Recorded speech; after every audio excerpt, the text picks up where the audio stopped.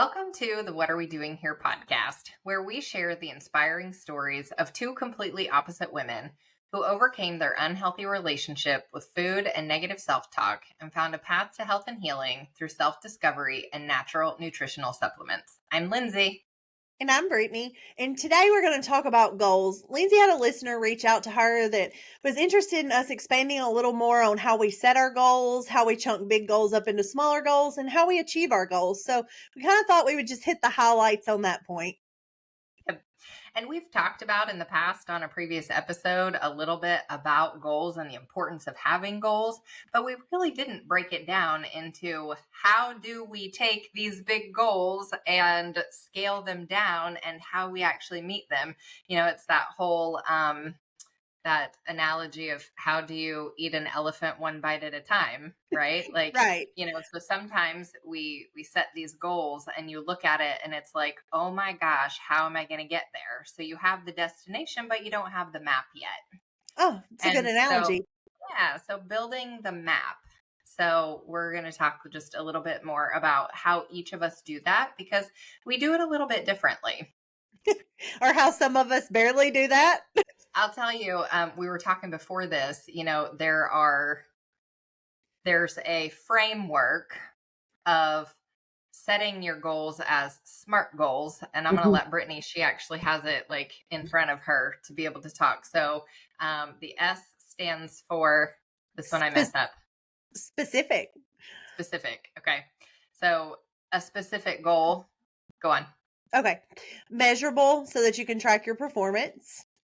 You refer to that as like your bank account sometimes, right? Achievable. You want it to have some challenge, but not impossible.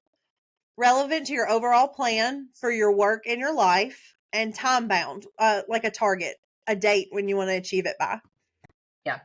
And I would say that I use some of those strategies, but I don't write it out like that. I don't write it out in that format.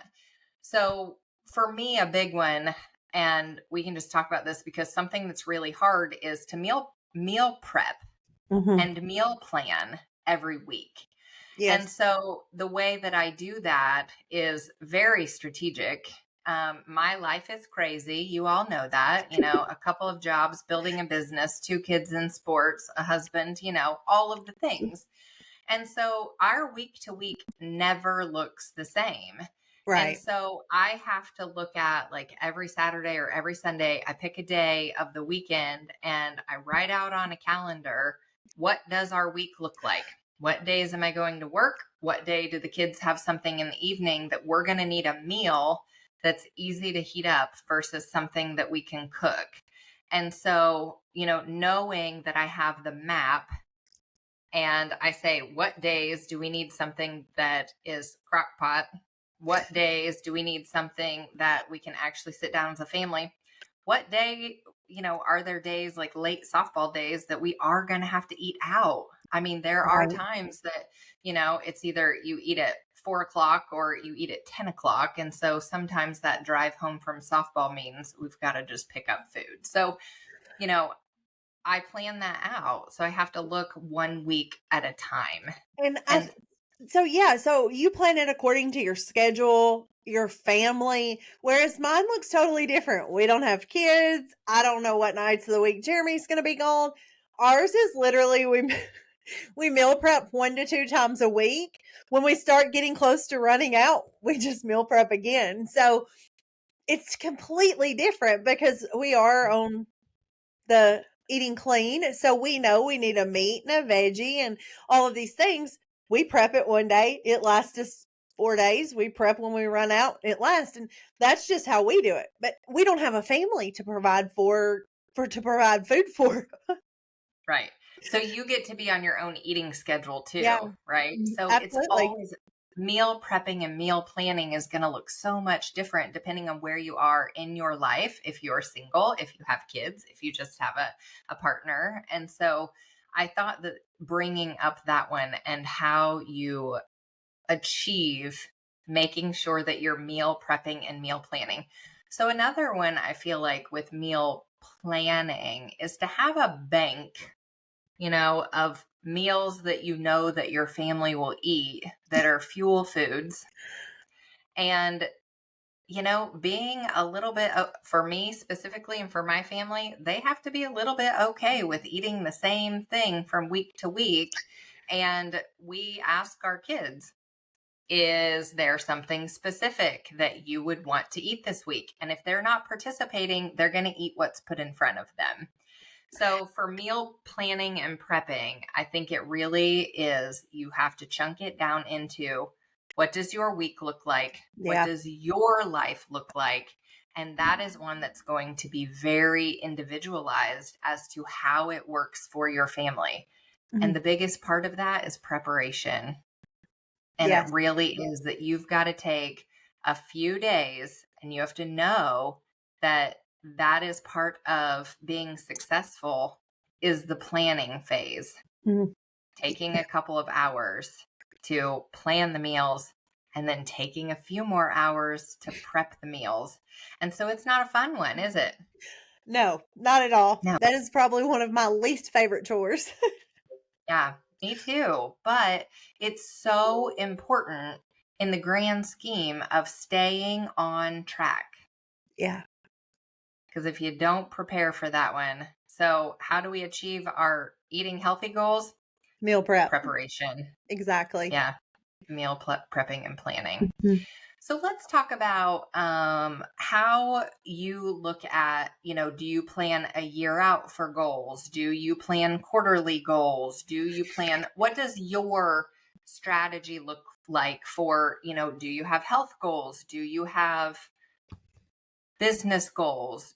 I'm just curious. I'm curious what your strategy looks like, if there is one. Well, we all know that Lindsay is the structured one of the group. We are very different people. My life is more chaotic. I don't I yeah, no, I don't really plan my goals. We have since we bought the 10X journal, right? We write our goals daily. But I think they look different according to where we are business, like you said, business, weight loss, all of that. So like my loss goals, and I think a lot of people may do this, but I kind of plan it as to upcoming events. Like I'm going to lose 10 pounds by this next event. Or like this weekend, we're all meeting in Panama City Beach. Guess what I'm going to do? I made sure that I hit my weight goal for this week, right? Um, Now, as far as other things in life, I just write them down. I don't Yeah. really chunk them out unless, of course, they're so big that if I look at it and it overwhelms me, then I really have to go, okay, that needs to be smaller pieces. And at that point, I will sit down and write out those goals and kind of set a time to them. But as far as what I do for each one, there's no specific structure on my end. Well, how about, let me ask you a specific. When you're going for, the big weekend that you go to the flea market, do you have an income goal? Do you have I'm curious, Yeah, yeah, and absolutely. So so then income goal, that's a little bit different. It depends on the month, but we also look at what we did last year.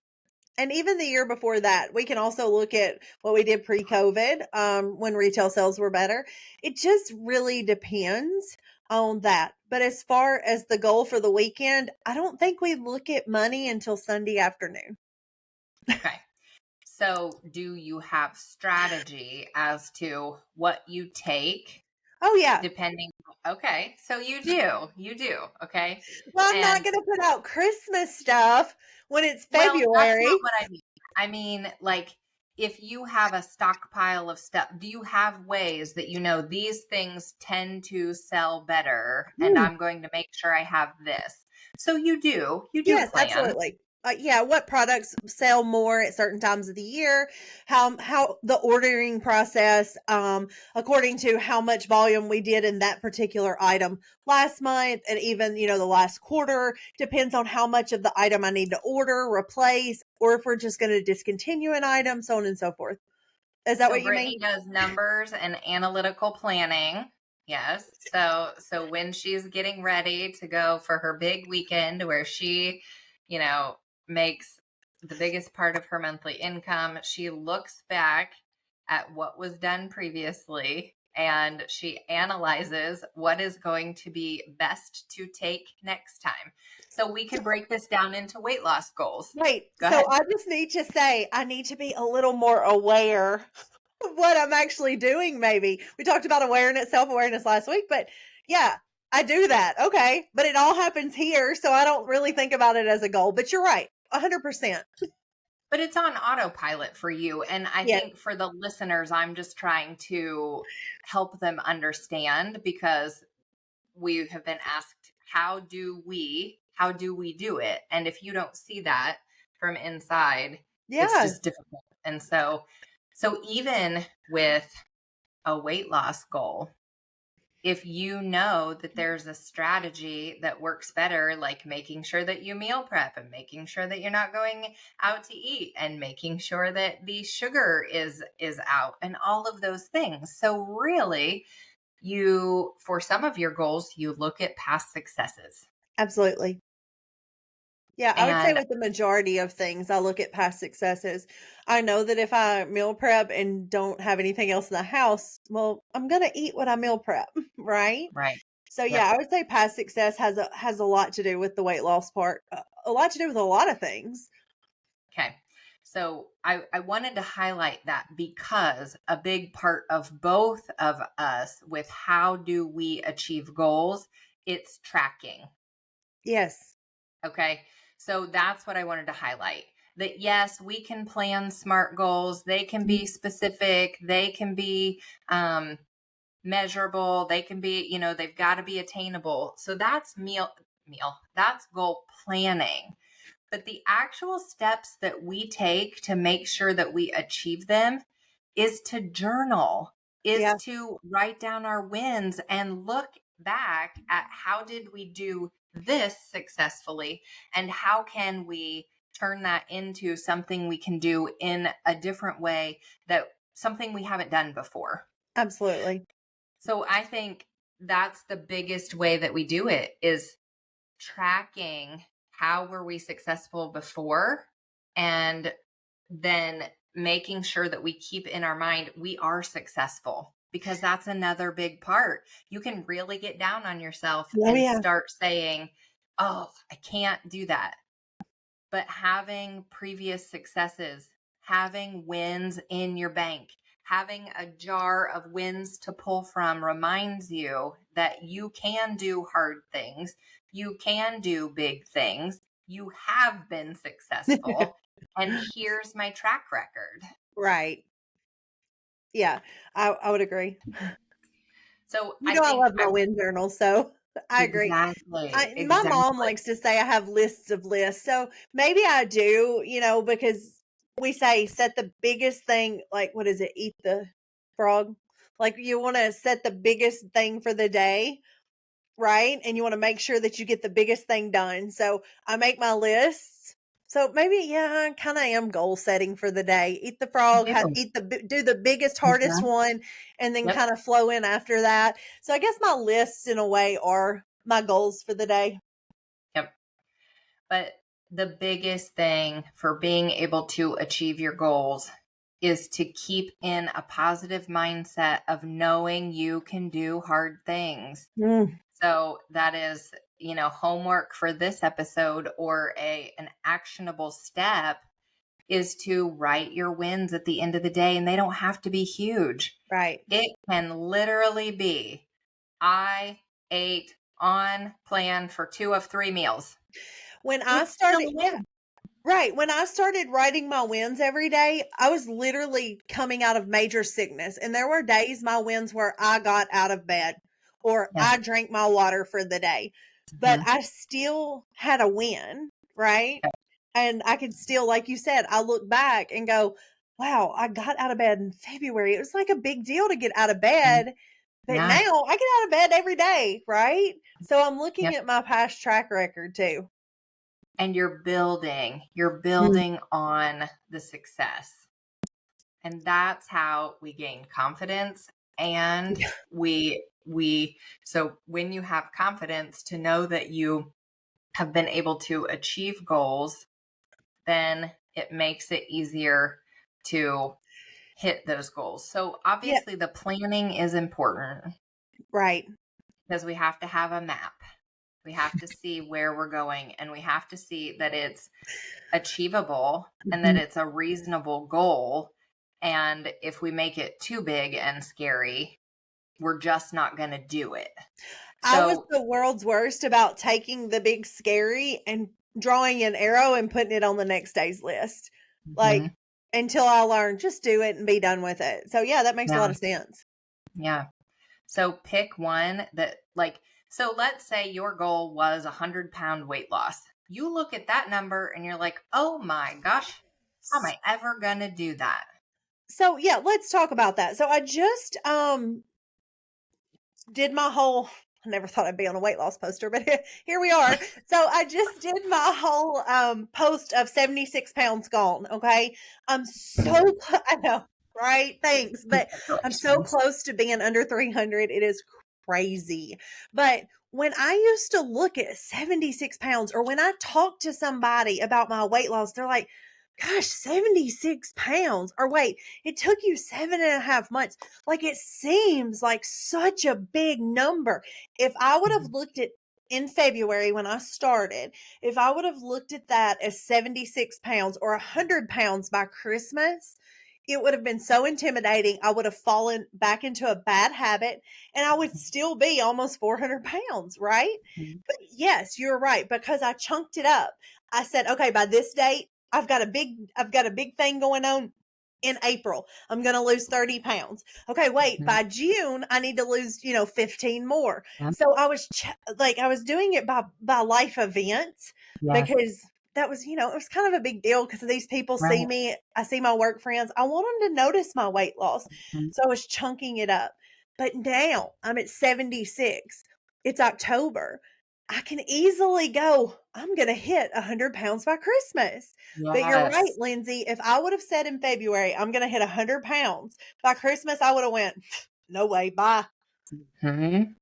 That's Mhm. great. Okay, so I Yeah. guess I set goals. I just love you. Um, I love you but more. I think that it's so important for people to hear that in real time and Yeah. see that you can have these big scary goals, but Mm, sometimes you need to half it. Say, you know what? Half is good. right. And that's why if we get frustrated with ourselves because we set a goal that I'm going to drink a gallon of water every day next week. Right. Well, then when you don't do it, You get discouraged. then you get discouraged and you're like, "See, I can't do anything right." And then you get in that negative mindset. So honestly, I say set goals that are difficult, but that you're not going to judge yourself. Or if you don't hit it, you still have to look at, and you still have to be able to look at what you did do as a win. Yes.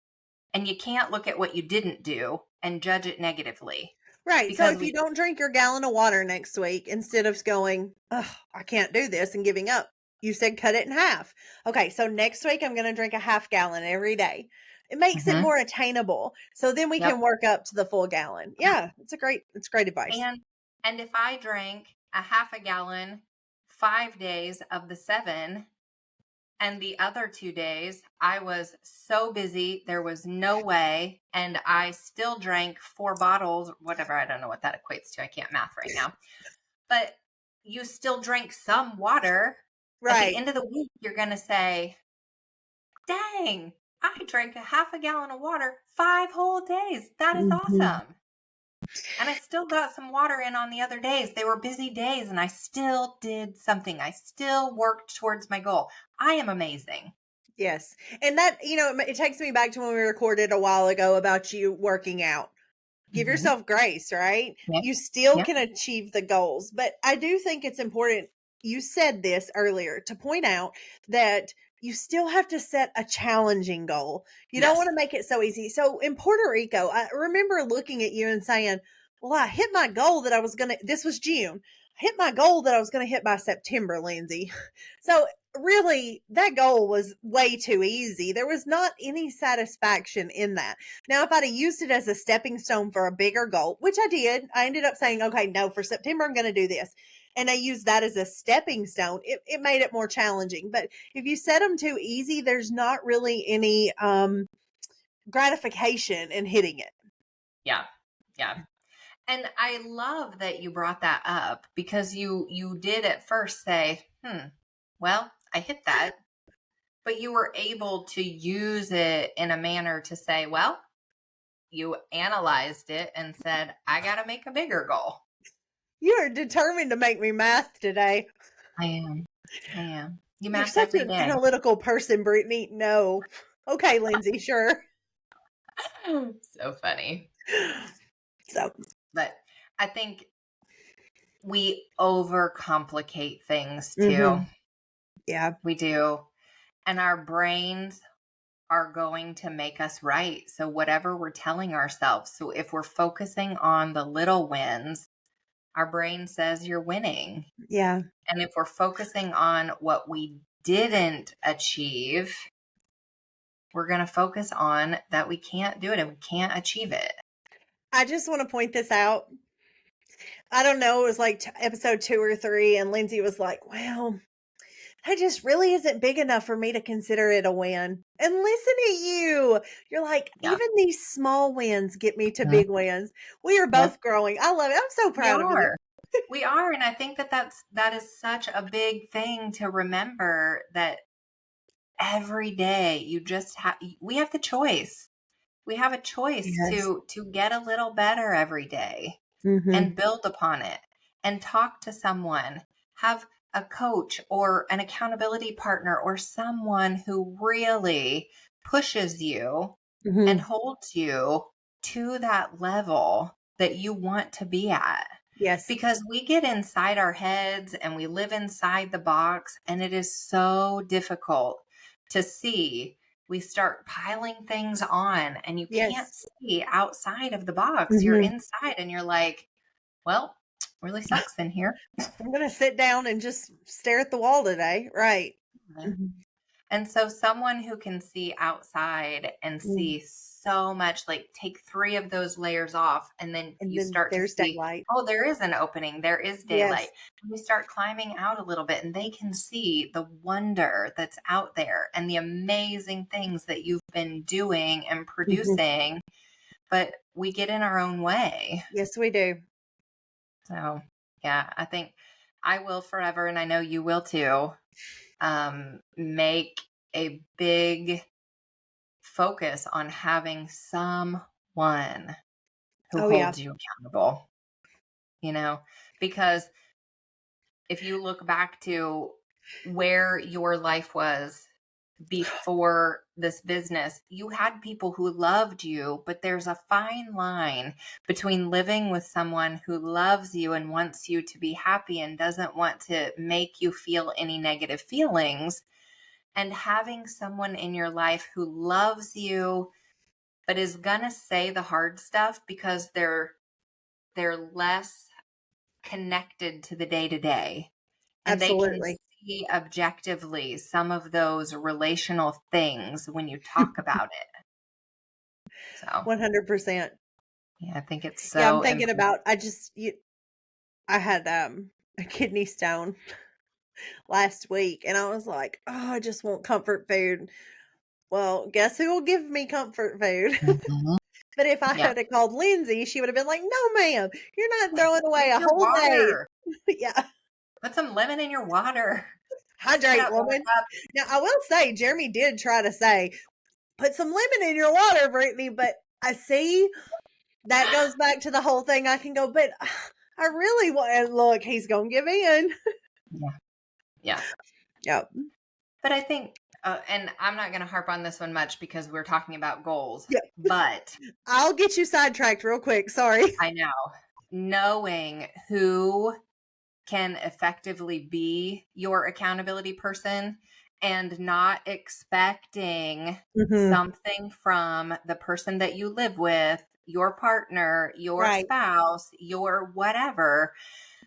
you can't expect them to be everything for you. Exactly. Yes. So we have to depend a lot on ourselves or look outside. And this one was one that was really difficult for me. And we could talk about this on another episode, but so much of, yeah, we get in relational ruts because Mhm. we expect something Oh, yeah. from our partner that they're just not capable of doing. And it's okay. And that's why we have to look for and reach for someone else who can be that person for us Mhm. and hold you accountable. Yeah. So, all right. So, goals, they've got to Yeah. be Right. hard, but achievable. Absolutely.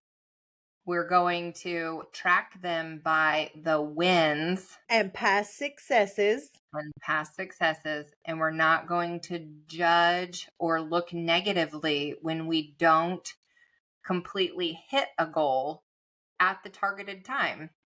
It's Right. just a it's just an analysis of what went right and what we could have done better. Yes. What can we change next time? And that can happen too with a goal that you hit very easily and quickly. And you Exactly. assess it and you say, okay, that one needs to be a little bit harder. And Mhm. if you had one that was too big, you've got to chunk it down a little more. Absolutely. So, again, and I'm going to say this 100 times, if you have any questions, if you want to talk through any of these things with Brittany and I, reach out to us on social media. We would love to have a chat with you. We would love to support you any way that we can, help you to see how you can set your own achievable goals and help keep you accountable with them. Absolutely. Yes. So, if you found value in this episode or you know someone who could, please share it with them. Go ahead and like and subscribe if you're watching on YouTube and give us a 5-star review and follow us on your favorite listening platform. And we will see you next time. Bye. Bye.